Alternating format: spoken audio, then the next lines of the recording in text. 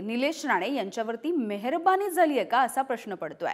कारण 3 कोटींपेक्षा अधिकची थकबाकी असताना केवळ 25 लाख रुपये घेऊन ही थकबाकी आता महानगरपालिकेने शून्य दाखवलेली आहे। कर वसुलीसाठी सर्वसामान्य नागरिकांच्या घरासमोर तगादा लावला जातो आणि त्यानंतर वसुली केली जाते।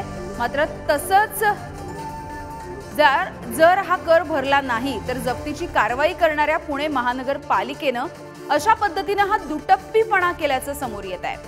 माजी खासदार निलेश राणे यांनी पुण्यामधल्या डेक्कन परिसरातील त्यांच्या व्यावसायिक मालमत्तेची 3,77,00,000ची रक्कम थकवलेली असताना त्यांच्याकडून केवळ 25 लाख रुपये घेऊन त्यांची थकबाकी ही शून्य केल्याचा प्रकार पुढे आलाय। दरम्यान ती रक्कम चुकून दाखवण्यात आली अशी सारवासारव करण्याचा प्रयत्न सुद्धा करण्यात आलेला आहे। दरम्यान राजकीय दबावामधून निलेश राणे यांना ही सूट दिली आहे का अशी ही चर्चा केली जाते आहे।